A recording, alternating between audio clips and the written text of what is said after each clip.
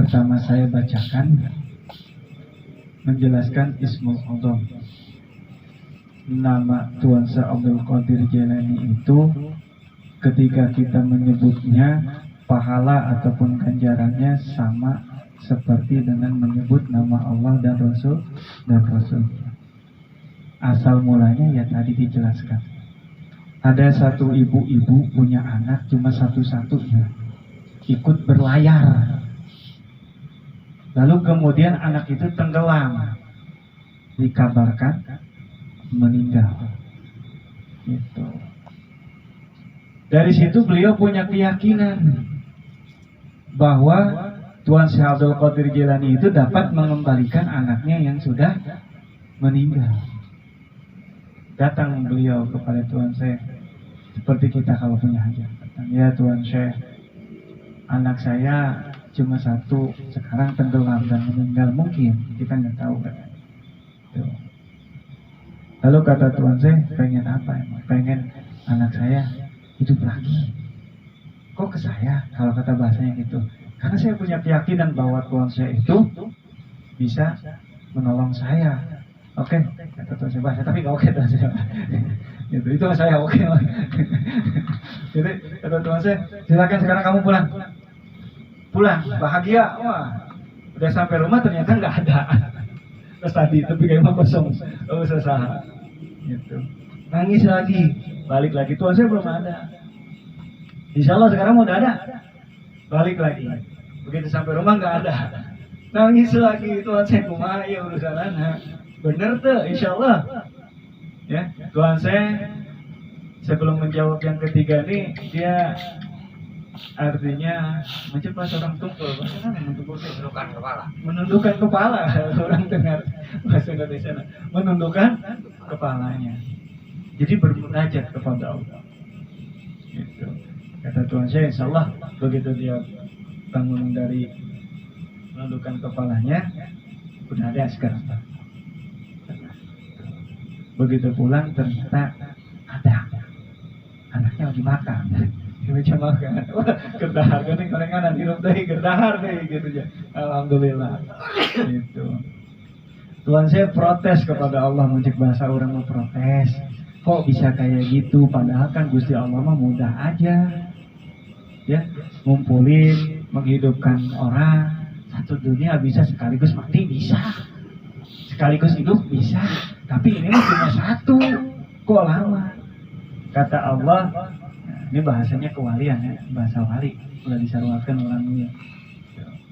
Yang pertama itu sebenarnya memang sudah ada, tapi baru dikumpulin anggota badannya yang tinggal tulang doang. Mungkin di laut sudah dimakan ikan hiu, dimakan apa segala macam, dikumpulin, disatukan lagi, ditempelkan lagi. Yang kedua baru diberikan nyawanya lagi. Dan yang ketiga sudah rapi, sempurna seperti manusia biasa, lalu didatangkan ke rumah.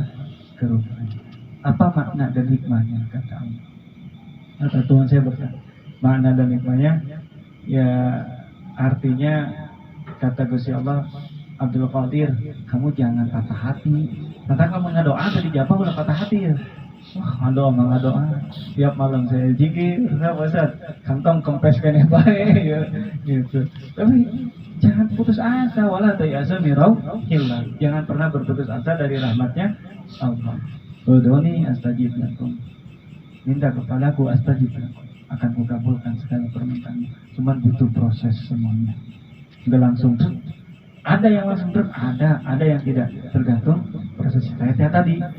Kalau mau beli rumah, kalau mau beli perabotan rumah, ya rumahnya harus bersih dulu, harus kosong dulu. Kalau di dalamnya ada sampah, ada apa, ya nggak bisa dimasukin. Gitu, paham ya? Nah itu. Jadi Tuhan saya diberi oleh Allah kemuliaan. Kata Allah, kamu mau apa? Ya, dari hal kejadian ini kamu mau apa? Kata Allah, kalau kamu mau, nih. Di tiap hari Jumat, orang yang melihat wajah kamu, aku jadikan wali. Setiap hari Jumat, kalau ada orang yang melihat Tuan Syekh Abdul Qadir pada waktu itu, dijadikan wali. Dan kalau kamu melihat tanah, itu tanah menjadi emas tuh menurut Mongol Boy. Tinggal lihat, tanah jadi emas, tuh lumayan nih gitu, bawa ke toko emas gitu. Guys, jadi penghargaan rasa dunia baru gitu. Tapi Tuhan saya nggak gitu. Kata Tuhan saya ini satu pelajaran buat kita. Saya tidak perlu itu. Itu dua hal yang itu tidak ada manfaatnya bagi saya. Coba, nggak bayang deh. Yang baterai namanya.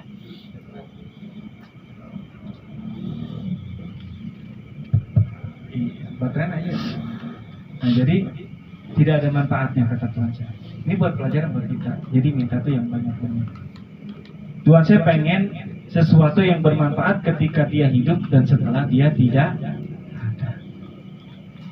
Oh, pengen itu kata Allah. Ya udah, aku bikin nama kamu Ismu Allah.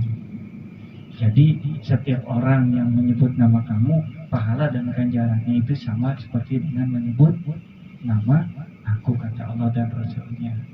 Subhanallah, Masya Allah itu. Jadi kalau kita pengen sesuatu, minta yang bermanfaat di dunia wal akhirah. Minta rezeki yang berkah manfaat untuk ibadah. Ya, ini tempat, Masya Allah. Minta diberkahkan oleh Allah supaya manfaat setelah kita tidak ada. Itu. Jadi pahala nang ngocor terus. Itu ini kan dulu mungkin punya orang tuanya Kang Rusdi atau dari siapa. Ini pahalanya ngocor terus kepada beliau. Mereka-mereka yang tidak ada, yang sudah mendahului kita.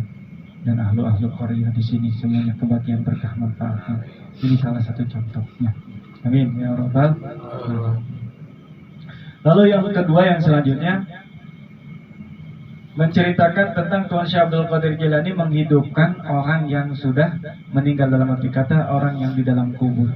Awal kisahnya ada dua orang yang sedang cekcok, adu dalil, adu omong.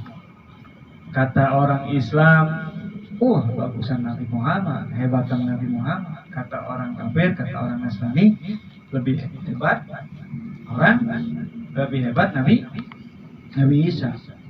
Diperiksa sama Tuhan saya, ini ada apa katanya? Ini Tuhan saya. Ini kata orang Nasrani katanya lebih hebat Nabi Isa daripada Muhammad. Oh, ditanya sama Tuhan saya.